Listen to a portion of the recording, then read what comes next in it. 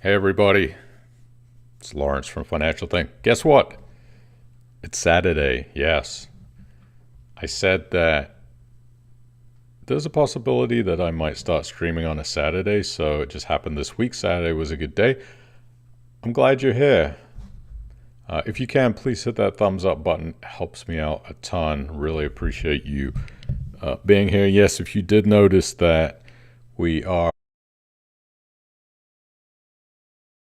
currently being sponsored by the trading company, of course, Del Boy and crew here. Until we find another sponsor, they have quite generously decided to step up and, in their thirst for financial knowledge, Del Boy and crew are going to be sponsoring the stream. So, yeah, we'll see. Hopefully they'll bring home the bacon. Anyway, we have some interesting things to talk about tonight. Peer-to-peer lending. We got some news from the mailbag, some questions. We're going to talk about what the hell is going on over at Crowd Property, the big news.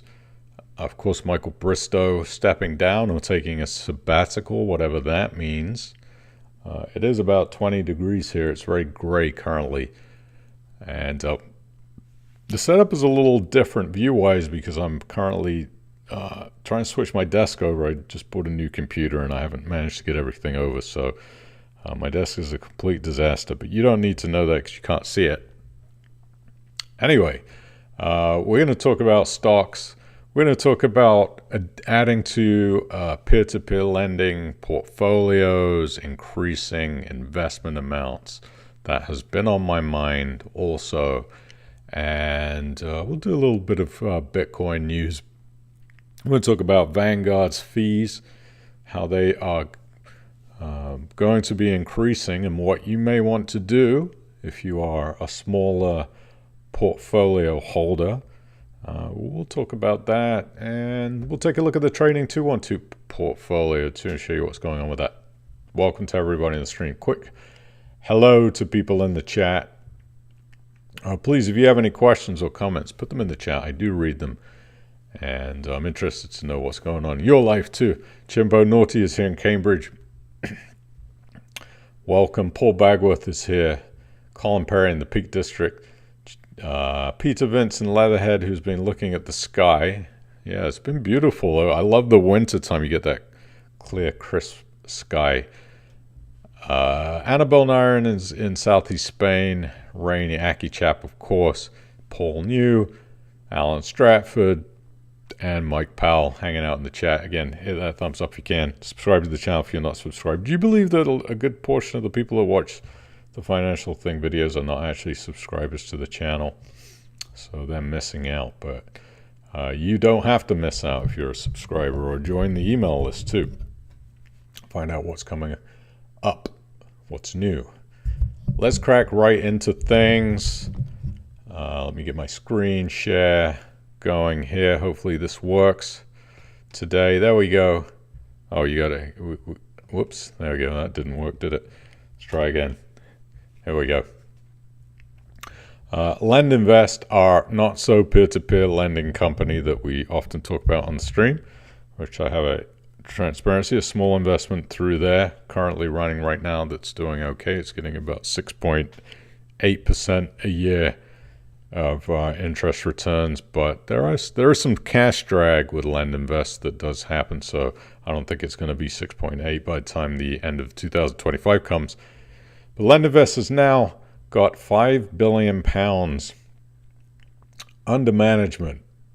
£5 billion. That's not bad. Lend Invest has revealed it has £5.14 billion under management following a £500 million upsize from one of its existing institutional investors. That means that the institutional investor is a happy camper and is willing to give Lend Invest more money to manage.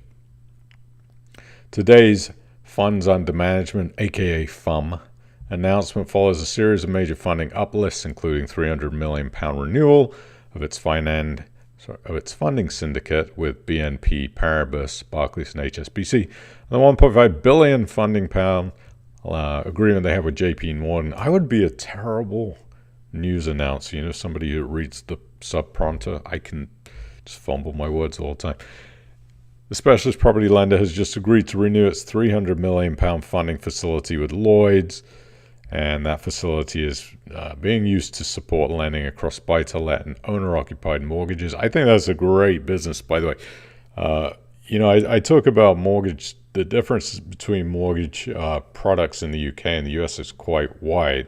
So in the US, it's pretty normal to take a 15-year, 30-year, or even now 40-year fixed mortgage rate. So you can lock in your rate for really, really long periods of time.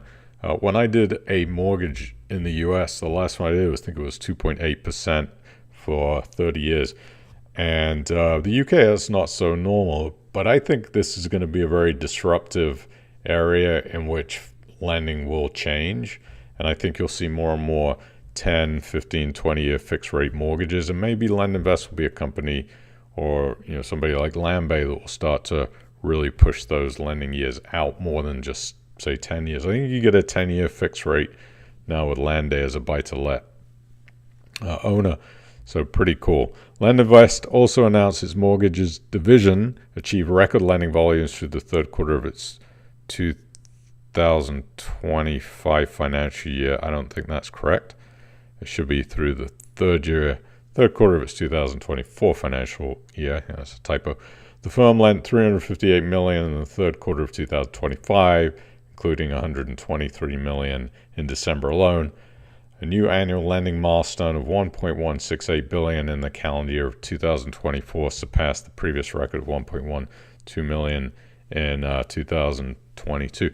So LendInvest doing really strong lending volumes. So it's good to see them continuing forward. Let's talk about crowd property. I know this is going to be on your mind. We get this announcement on the 31st of January 2025, really out of the blue. Crowd Property appoints Steve Deutsch. I think that's how you say it. Hopefully not douche. Deutsch as a new CEO to drive the next phase of growth. Crowd Property, a leading property development finance company, is pleased to announce the appointment of Steve Deutsch as its new CEO, subject to FCA approval.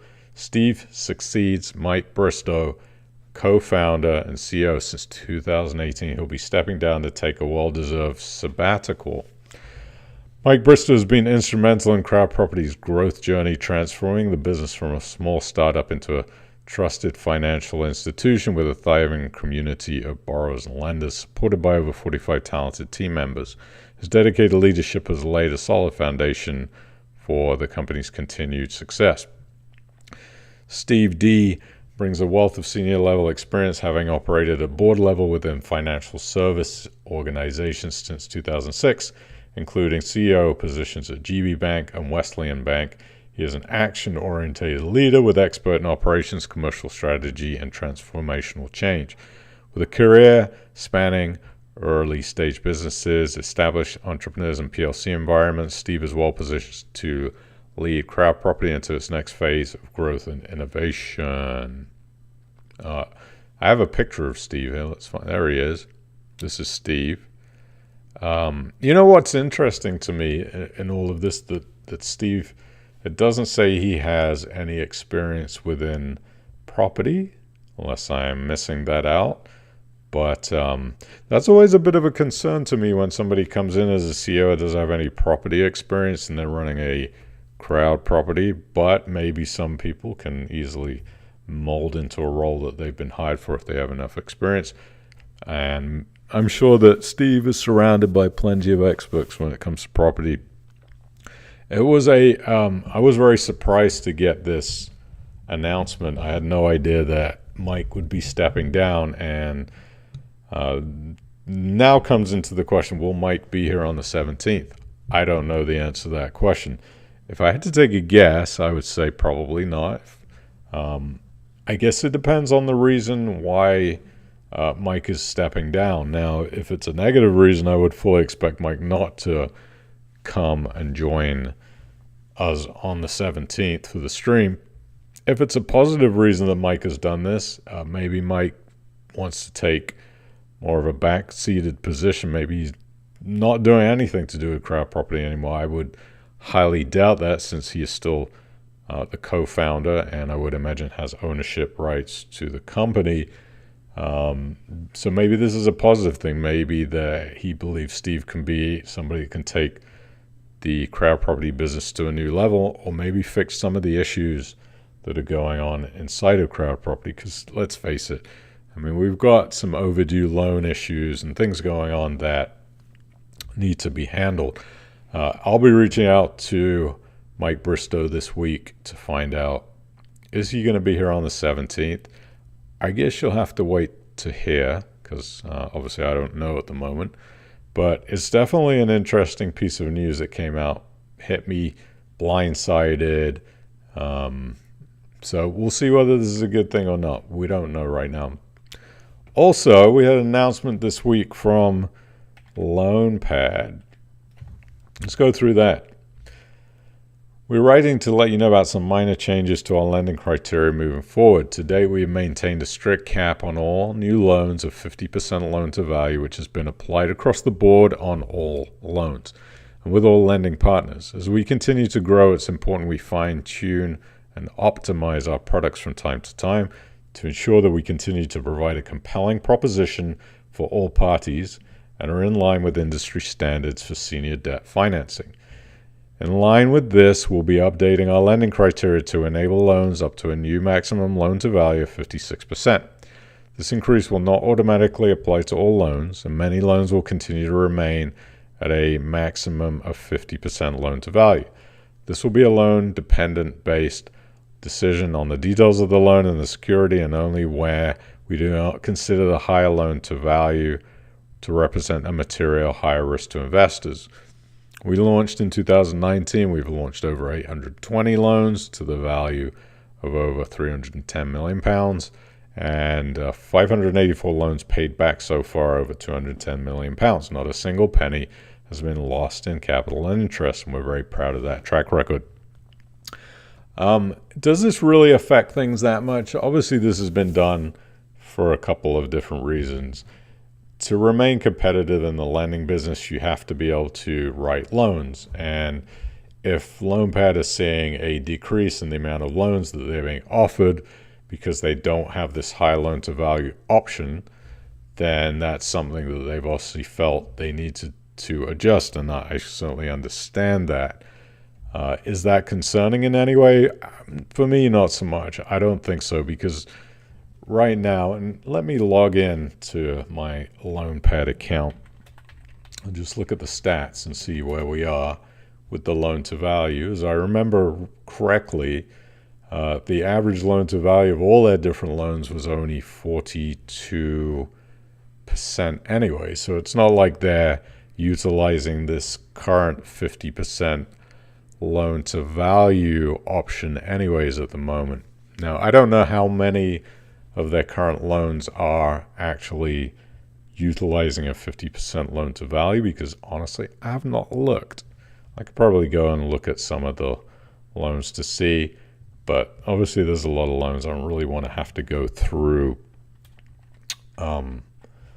the entire loan book looking at it, but let's take a look right now. You can see actually the average loan to value has creeped up just a little bit, but it's still 6% under what used to be the max of 50%. So right now we're at 44%.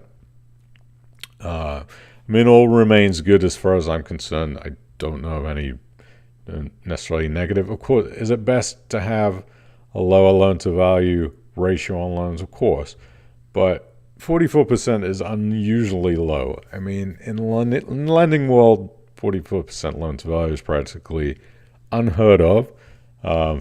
As is, I think 50% is very low too, 56%.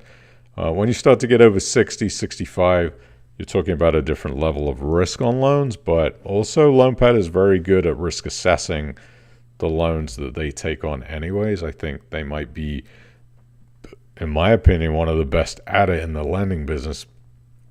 So am I concerned about 56% possible loan to value on some loans?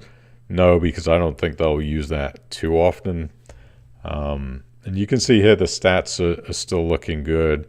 We've got excellent liquidity if you want to exit your money at less than 1 day. Less than 1 day estimated time to invest. This is really good, because if you think about some of the investment platforms you may use, cash drag can be an issue, and getting your money invested can be a real problem. I've seen complaints about some companies where money sits in the account gaining no interest for weeks and weeks, and people getting annoyed at that. With LoanPad, you don't have to worry about that for now. So we've got estimated less than 1 day to invest, still at 19 lending partners, still not utilizing this interest coverage fund, which is used in case loans have issues. So right now we're not seeing that. And 249 loans, that's a lot of loans. I mean, this is a lot of loans. I think maybe it's the highest in the category of P2P lending of the size of this company, 249 loans. I think that might be right up there. So not really too concerned about that increase in loan to value. I'm just going to let me take a look at the live loans here and see. Okay, so if we look at the list right now, there are a few loans that are creeping at 49%, 50%. But then also we've got loans like this one, 1.37 million down at 38%. So just a real mixed bag of loans with some low, some high. We got some at 26.58% loan to value. So yeah, a real mixed bag. So I'm not worried about it. A lot of extended loans, but that's pretty normal inside peer-to-peer property lending. Not worried about it. Let's move on.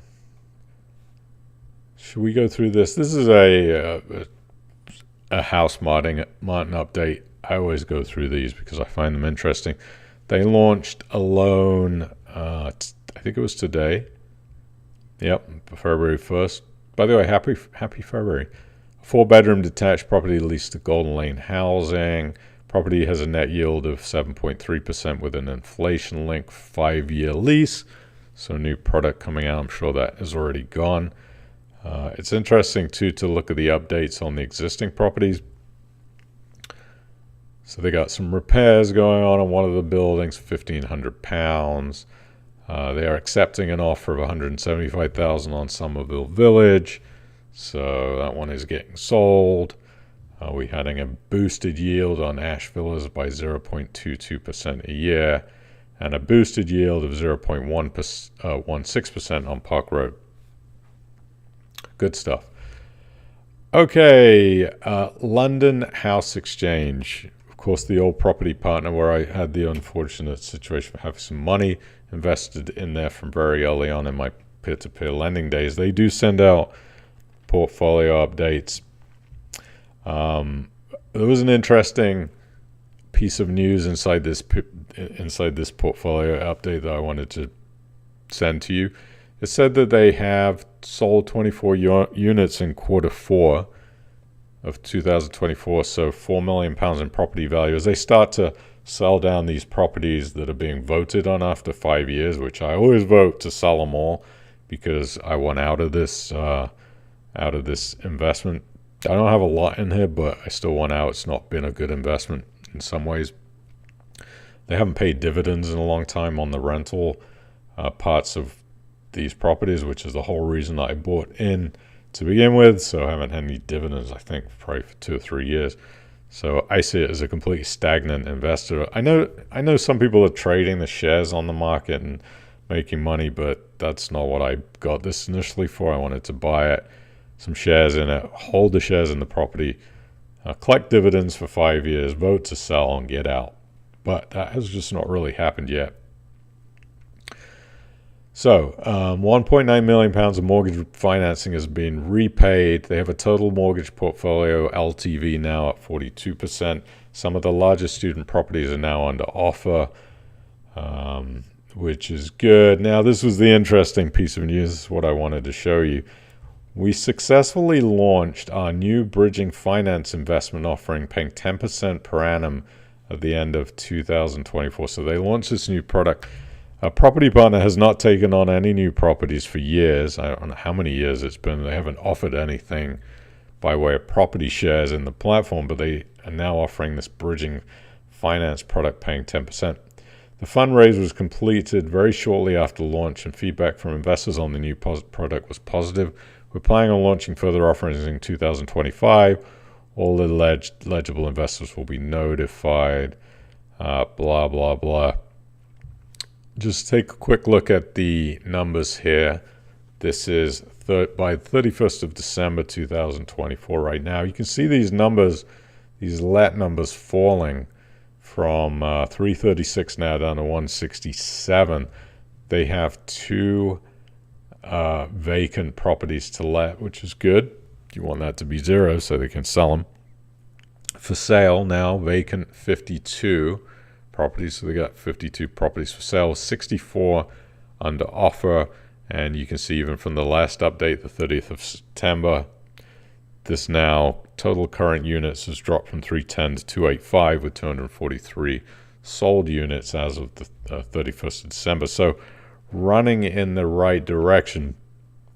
I wanted to take a quick look at this offering, right? This bridging financing offering.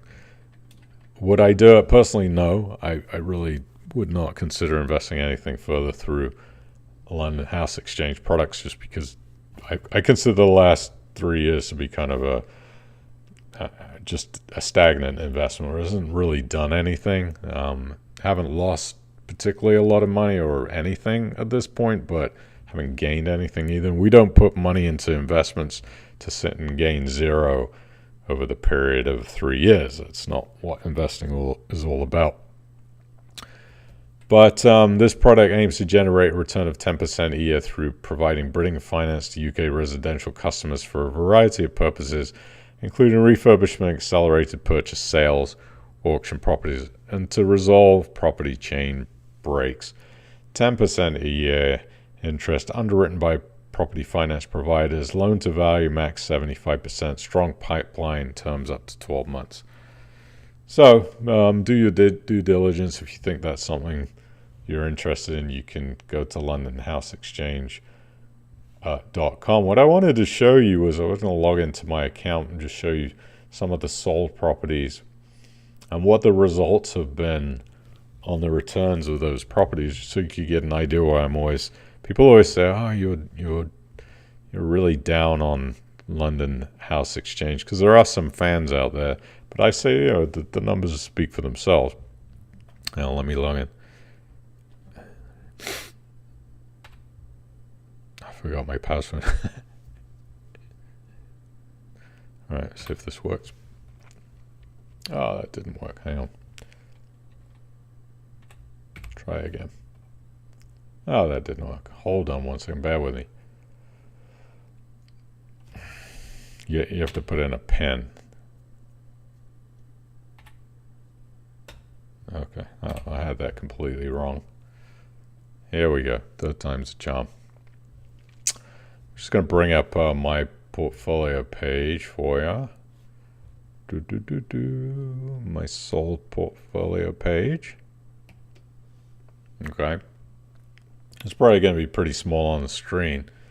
But if I go to the highest cost properties when they last sold.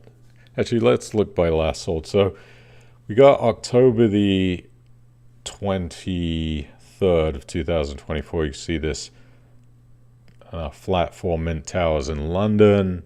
Capital gain of negative £7.67.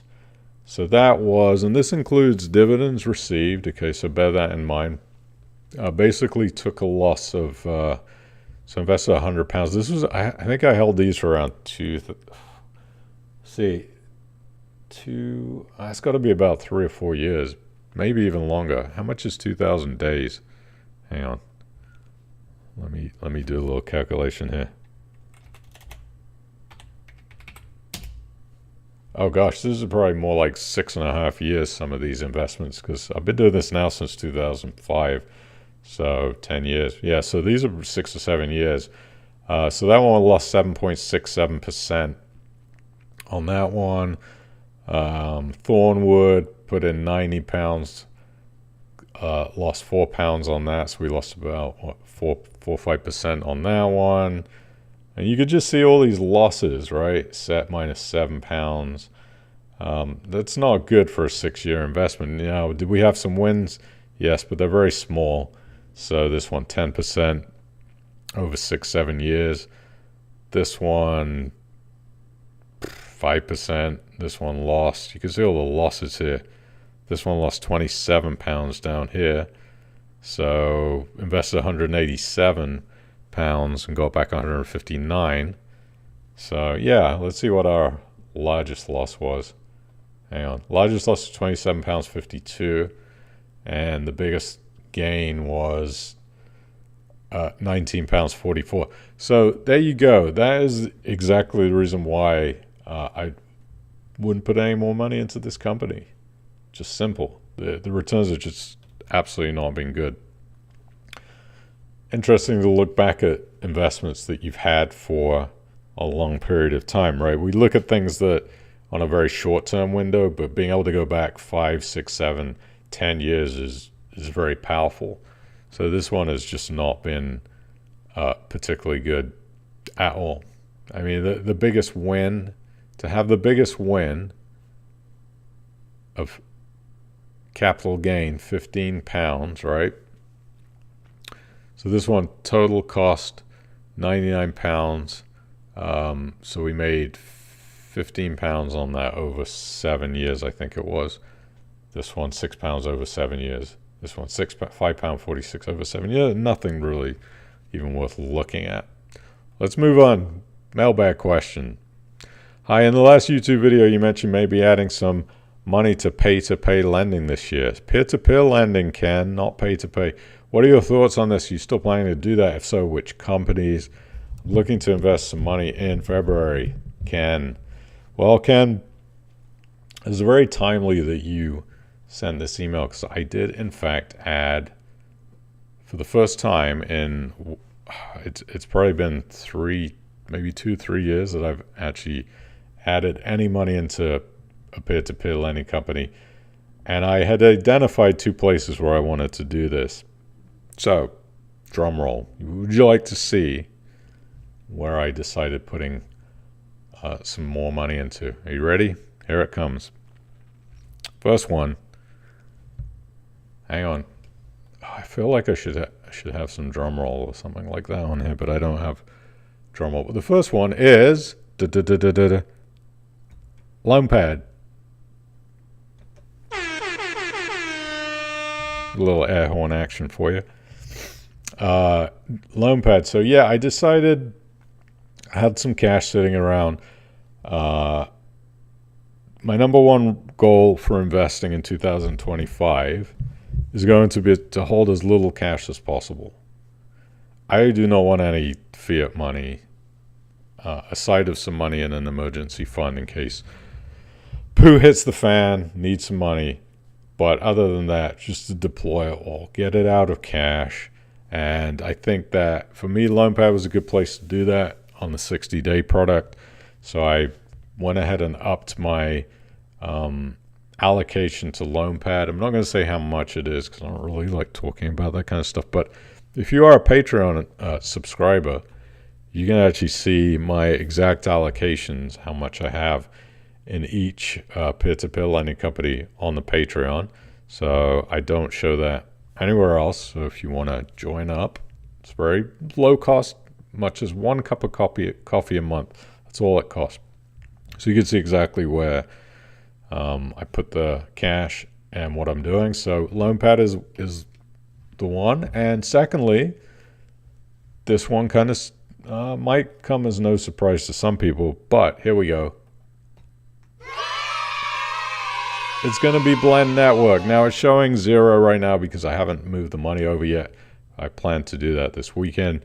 Blend Network, I've been looking at Blend for a really, really long time. I feel very comfortable with them.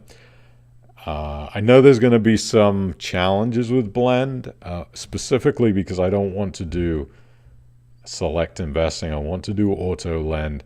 And I have a feeling, unfortunately, because auto lend goes by how long you signed up for auto lend. So the people that have been in auto lend the longest get priority, which I don't think is a really good way to do things, by the way. But if you are an auto lend investor who signed up 5 or 6 years ago, you're going to get allocations into auto lend. If you're somebody new like me, even though I've had my account for a long time, I'm not technically an active investor yet. So I'm going to be at the end of the queue, and I'm pretty sure that everything is going to be oversubscribed, and I have a feeling my money is going to be sat doing nothing for a while, unless I get lucky and I'm able to get a self-select loan. But I'm going to give it a shot. I'll probably give it 3 months, see how it goes. There's nothing available. You see, this is the problem, I think, with Blend. And it's a good problem to have for them. They're more popular. They have more demand than they have money supply, which means that they're probably choosing really good loans and people are happy to get 10%. But you can see here, funded, right? Everything is funded. 537,000 on this one. And I think they go very quickly. Tranche 6, Monk's Gate, funded, 1.3 million, funded. What's your experience been? Is anybody out there a Blend network investor? Can you tell me, am I going to get anything in these auto lend products, or am I just wasting my time at this point? I figured I'd give it a go.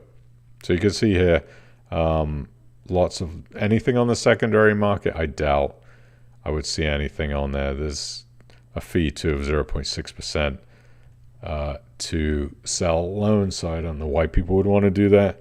But if you buy on the secondary market, you get it for free. Now, one good thing, as you know, I only do reviews on peer-to-peer lending companies I actually invest through. Since I'll be adding a new investment, I'll be doing a full review on Blend to show you exactly how the system works, how the platform works, and what my experiences are over the period of time that I'm in there. I hope to be in there for a while, but let's see what happens. Do you think I'm making a mistake? Is there a better place that I could take my money and invest in a new peer-to-peer platform? What do you recommend out there that you use? I thought about, a couple of other ones. I thought about PropLend. I thought about Easy Money. I thought about Crowd to Fund. Some of them just have too high limits to or too high minimums that I don't want to go in that heavy. And some of them are just not for me for various different reasons. I'm not too big on, SME funding and things like that. I thought there was another one. The money platform was another consideration. So that might be another one, but we'll see. Tell me what you think. Tell me what you recommend. What are we going to look at now? Let's see here. Let's look at the trading 212 portfolio. You're going to see something a little different on here because I have also decided to add to this allocation. Again, my goal for 2025, I've been sitting on some cash for a while in a savings account getting 4%. Just decided 2025 is the year for change. Very little cash now. It's going to go into an investing as much as possible. So trading 212 portfolio has been upped now by $5,000. So originally, before I added this was valued around 23,805. So we took a bit of a dip on the portfolio, but now you can see we got more cash sitting. We've had a rough week in tech. NVIDIA had a rough week due to the DeepSeek news that came out of China, which spooked the market, which I think is silly. I don't think NVIDIA has anything to worry about. Plus, they sell NVIDIA chips to the DeepSeek people. But we usually, MicroStrategy had a bit of a dip. Added to position with them a little more. And I also have pending buy orders in there for $305 US. So we're getting close. Another 10% dip on MicroStrategy. I'm going to buy another 4 shares in there if we can. Added to the S&P 500 too, which is still up about 9%. So that's having a pretty good week. What did I put in there? I'll show you. Pending buy order for market on Monday. That should execute. Let me see if did I add anything else? Yeah, 30th of January. Added another 500 into there. The goal, I really want to get rid of this Valco Energy, but I'm kind of waiting for an entry point since I have, cash sitting in the account. It's not necessarily the right move at the moment. So that will eventually be ejected, probably for a loss. Amazon is doing really well, up 39%. Nvidia is still up 27%. So generally doing pretty well, but I want to get this portfolio to 35,000 to up to maybe 40,000 so we can donate more to charity. So I thought, let me put some more money in. Let's really take this up. Remember, this started at £5,500 originally in 2020. So doing well, a lot of luck involved. Don't want to tell you I'm a trader. I'm not a trader, but you can see 379% return. Absolutely abnormal for somebody who is an amateur at this, but we got lucky. Moving on. Another mailbox question. I like this. Hey, Lawrence, I noticed you haven't updated your Where I Am best page on the website in a while. I don't know what it is about people not being able to type. I noticed you hadn't updated your Where I Am best page on the website in a while. Any reason for this? Could we get an update? I think what Jeff is talking about, I was trying to decipher what that cryptic message meant. I think it's this page right here, the Where I Invest page, which he is exactly right. If you ever want to look at this, go to the Financial Thing website to Where I Invest, and you'll see here. I did update it. I hadn't updated it in a while because I've been lazy. I've been a lazy lima bean, but I've done it. This peer-to-peer is still not updated, so ignore this. I've not added to Cufflink. That is going to change to LoanPad and Blend, which you can see the allocation graphs. That will be updated this weekend. But my stocks and shares update it was very old. So now you can see that I've really concentrated the investments down into just 5 stocks and then ETFs, because I felt having, a 7 to 8 stock portfolio wasn't really the best thing to do. So I said, let me move into a more concentrated stock portfolio. So right now it's just Apple, Amazon, MicroStrategy, Nvidia, and Valco Energy, and that's it. And then we have ETFs here, which you cannot buy in the UK at the moment. I think this is going to change, though. I think you will be able to buy Bitcoin ETFs in the next, I hope in the next year, but we can here. So Fidelity's Bitcoin ETF, Schwab Broad Market ETF. So that's it's like a Vanguard US equity tracker fund. So it's pretty much just all trackers right here, except the Fidelity Bitcoin ETF. But the rest of them are just trackers. And that's where I'm focusing on right now. It's going to be MicroStrategy. And, I like what MicroStrategy is doing. They are also releasing now there's going to be a new stock you might want to keep an eye out for if you're into this kind of thing. Do your own due diligence. But they are offering it's called a Series A Perpetual Strike Preferred Stock. And that means that basically they're trying to raise more money to buy more Bitcoin through MicroStrategy, but it's going to pay an 8% dividend. They're doing an IPO at $80 per share, which I'm not going to be able to get into. I don't think most normal people will. That's going to raise $563 million that I know they're going to dump straight into Bitcoin.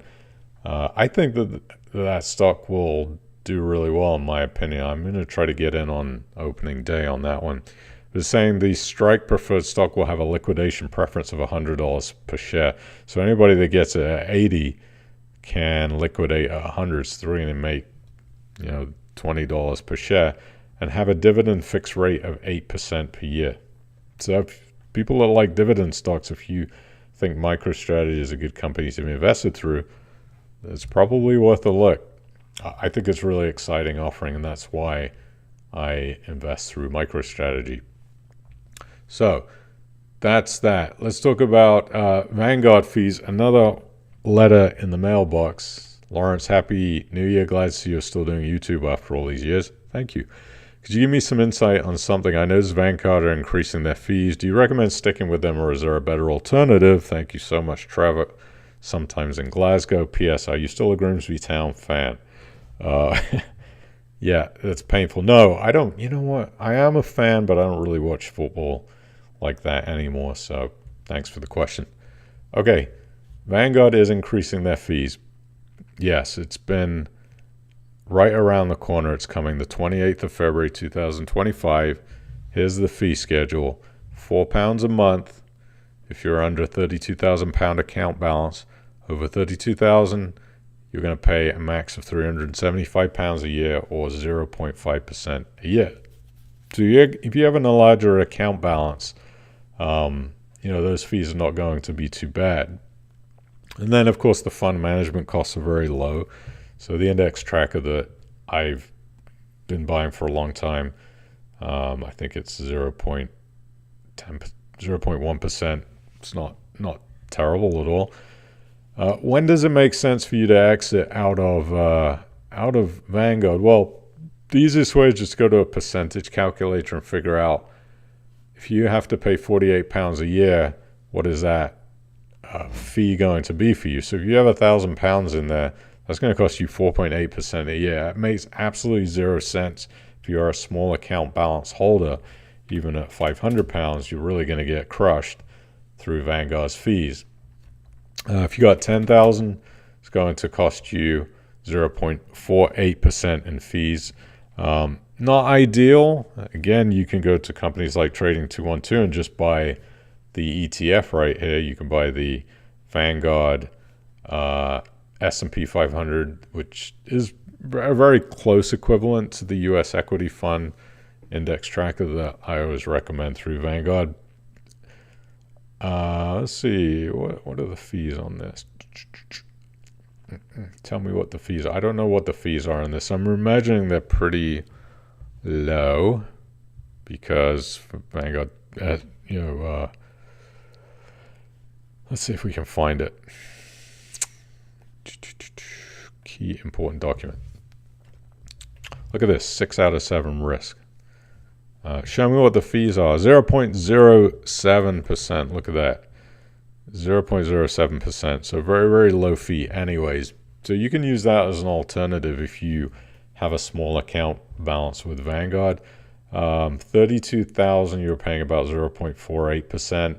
Not great, but I think it makes sense when you start to get to 100,000, then you're only paying 0.04%. So go to the percentage calculator and figure out how much do you have in there and what 48 pounds. Actually, sorry, I got to change that because that's going to be 375 pounds a year if you're over 32,000. So my mistake.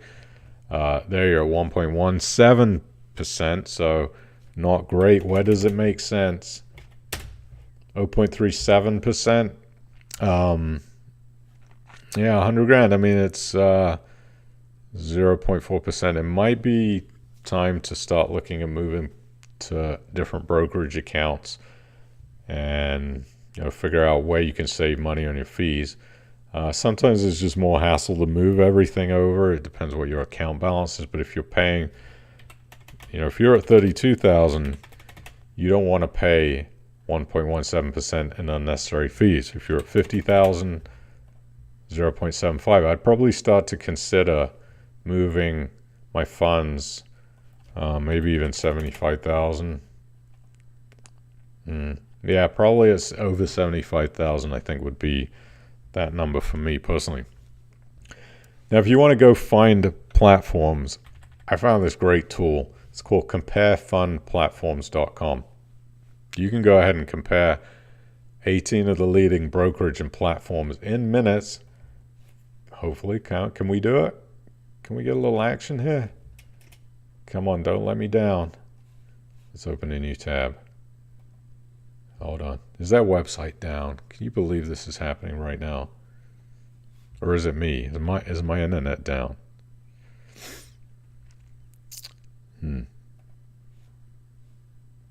Nothing happening at the moment.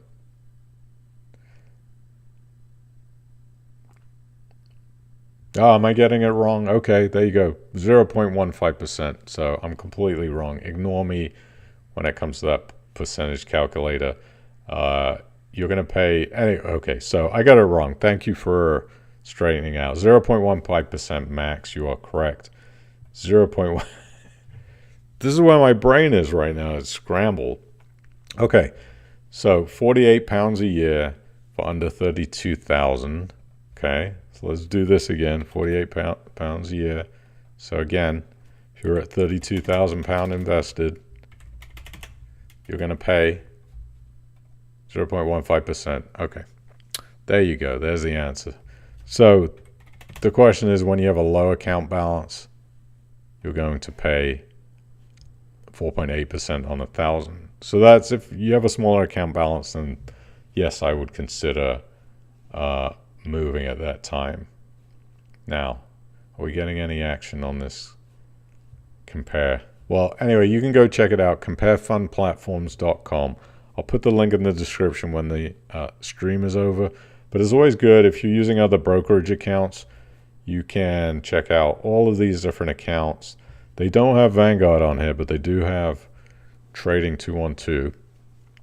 So they'll show you how much you're going to pay in fees depending on how much trading you do every year. So if you're buying once a month, you can put in that you do 12 trades a year, and it will show you exactly what those fees are. And it's a great way to save money. You might be surprised how much you're paying for brokerage fees that you don't even know about. Places like Fidelity or Charles Stanley or Hargreaves Lansdown, Halifax iWeb, Interactive Investor. I think those are probably going to be one of the cheapest places, but hopefully they'll get this website working, because it really is a great tool, and it's a shame it's not working, because I was going to show you how it works. We'll check it again in a minute. This is a really interesting tweet. I can't remember if I showed you this last time, but I think it's good to show it again if I did. This is the monthly investment it takes to become a millionaire at retirement. So if you start at 20 years old, $95 or pounds, whatever you want to insert there, or euros a month, starting at 20, you'll become a millionaire at retirement. If you start at 50, 3,155 a month is what you're going to need. So start early. That's the key. Another reason why I want to get rid of cash, interest rates are going to get cut, I'm pretty sure, this week from the Bank of England. And right now, you can see my trusty Ford Money bank account is being cut from 4.65%. This was happened on the 23rd of December, down to 4.41%, which is why you want to get your money out of cash. Michael Saylor has been buying more Bitcoin through MicroStrategy. Look at this monstrous amount, $48.2 billion. This is a great portfolio tracker. I think it's cool just to look at, even if you're not interested in Bitcoin as an investment, which I'm very bullish on. But if you're not interested, you can see the types of buys that Michael Saylor is making. This was filed on January the 27th through the SEC, that he bought $1.1 billion US dollars, 10,107 Bitcoins at a price of 105,596 US dollars, which he is currently down $67.1 million on. He does not care about that. He will keep buying no matter what the price is. But it's cool. You can look at the profit and losses of all his buys. So if we go down to his first buy on September the 14th, 2020, where he bought 16,796 Bitcoins at a price of 10,419 US dollars. He has now profited 880% on that buy, a 1.5 billion US dollar profit. His second buy, August the 11th of 2020. So actually, that would have been his first buy. I don't know why that's out of order.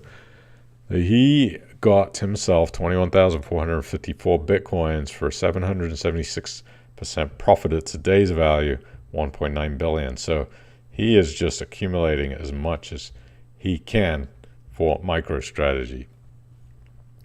A little bit more Bitcoin news breaking. Strategy, Bitcoin reserve in Texas is now a legislative priority. You're going to see this happen more and more in the U.S. as the separated states try to figure out what they can do to get rid of debt and how they can put their money to better use.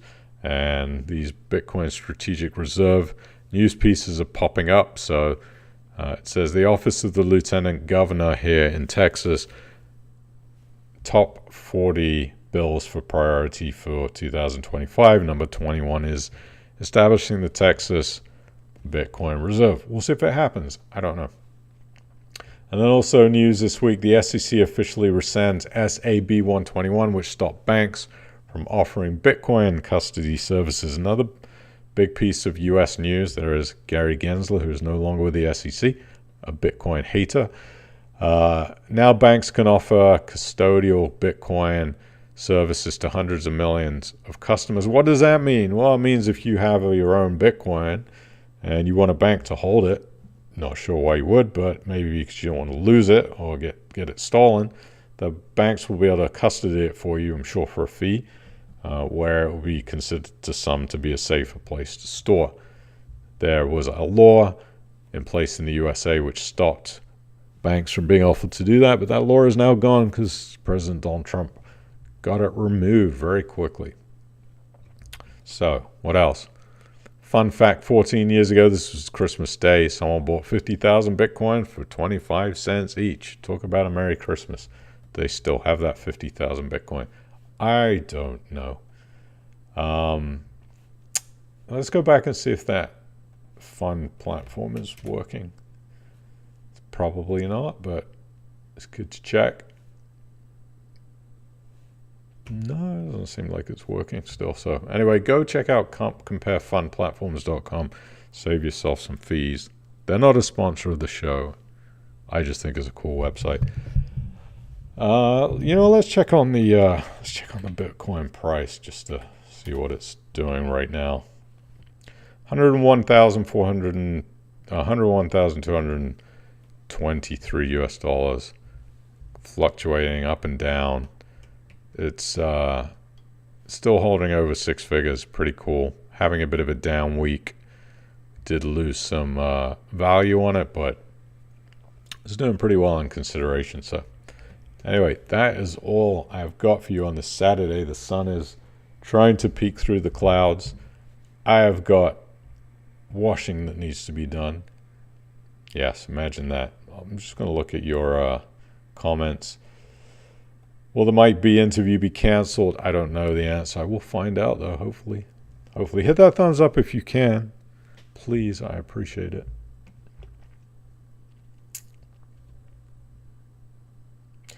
Good evening from Bridlington, George Batchelor. Nice to see you. Is CP going down the pan? He's getting out while he can. That rhymes. I don't know the answer to that question. Let's not speculate because we don't know. Yes, the defaults are concerning. Any update on the Able Rate administration? I do not have any updates, but I will look into it. Maybe next week I'll have something for you. Maybe somebody in the chat knows more than I do. This just goes to show how the issues that can sadly crop up very quickly in peer-to-peer lending. I think it's about lending, right? I mean, if you make bad loans to people that can't pay them back, yeah, it can be concerning, but let's see what happens. Let's see what happens. What stocks or ETFs should we sell, land, buy on Monday due to tariffs? Oh, what stocks or ETFs should we sell and buy on Monday due to the tariffs? I can't tell you what stocks to buy. I tell people who are not professional investors just to buy the ETFs, just to buy the index funds, the index trackers. Don't concern yourself with trying to stock pick. You don't want to do what I'm doing on the Trading 2-1 portfolio. Let me show you why. Let me show you why you don't want to do this. Okay? Because we had a terrible week last week on NVIDIA. Okay? Let me pull up the 1 week chart. I want to show you here. Everything was so good in NVIDIA. Look at the Batman peak ears right here. Everything was great. Look at the 3 months. We've had a pretty choppy 3 months, but if we look at the 1 year chart, everything's great, right? You're down here, $60. You double, you go all the way to 140, and then you have this drop off. So what happens? Most people, they buy in these types of areas here when things are going up. They don't buy when things are low. You know, they don't buy during these troughs because most of us don't know when the bottom is, and we're fearful that if it's gone down from 94 to 76, 20 US dollars, that it's going to go down even more down here, and we wait and we wait and we wait and don't buy. And then we see it start to go up again, and we feel like, oh, we missed the opportunity and it's never going to go back down. So we start buying it here at 330, and then all of a sudden it dips, and people buy up here at 129 and it dips. This is the problem with stock trading. You know, it's in a very emotional game. If you don't understand it, it's quite difficult. Nobody has a crystal ball to know what these prices are going to do. No one. I don't care who you are. This is why I don't recommend trading, you know, and trying to buy these stocks. Yeah, if you could get in down here at $1, you're a genius. But who knew in 2016 to buy NVIDIA at $1? But these S&P 500 ETFs, look at this. Look at that slow and steady increase. This is what you want when you're investing. You don't want to take a lot of risk. You just buy something like this. Nice and steady curve. That's the last 4.5 years. From 48 pounds to 93. A double with doing nothing. Just leaving it and adding to your position. That's just the easiest, simple way to do it. I don't have a crystal ball on what stocks to buy because of tariffs. Because I don't know what those stocks are going to do. They may do well, they may not do well. Who knows what happens with the tariffs? That tariff could get pulled, you know?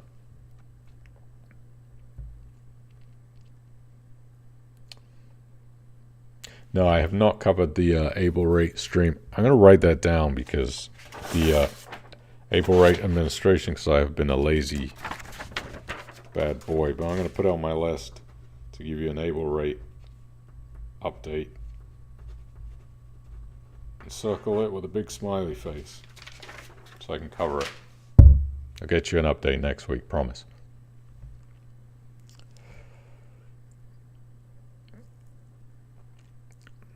There's one loan on Blend right now. It becomes available at 6:57 tomorrow. Okay.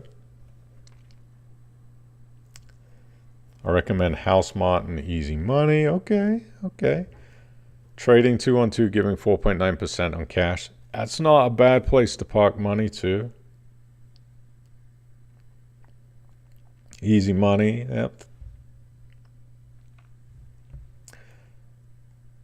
Trading 212 currently offering referral welcome bonuses. No, they are not. I don't think so. Let me check. Last time I checked, they were not.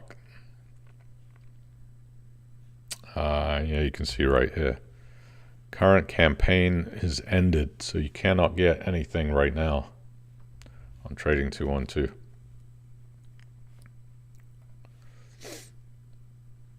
Yes, I know I got the Vanguard things wrong. Paul Bagworth been drip feeding into Easy Money for 5 years, no problems. Very cool.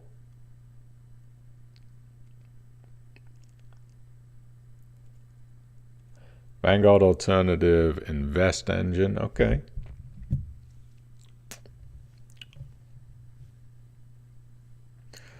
Savings rate should in theory mean savings cut rate should mean more funds going to peer-to-peer. Yeah, I mean the problem with that though, when interest rates get cut, the peer-to-peer lending offerings tend to reduce also. Would it be bad news if Saylor owned almost all the Bitcoin? I just don't think he can. I don't think he's going to have... I don't think it would be good. No, I don't think it would be good to have such a concentrated ownership. It depends on what he decides to do with his Bitcoin holdings long term. He said he'll never sell it. I don't know if that's true. He could sell it all and crash the market. I don't think he's going to own... If you think about what he owns, what, $48 billion out of a $2 trillion market cap is not actually that much. So it's at 2.5%. So we'll see. The price is just going to keep getting more expensive, and it's going to be harder for him to acquire more and more.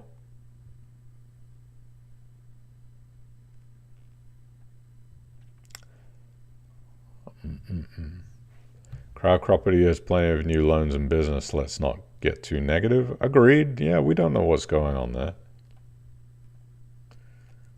Let's wait and see.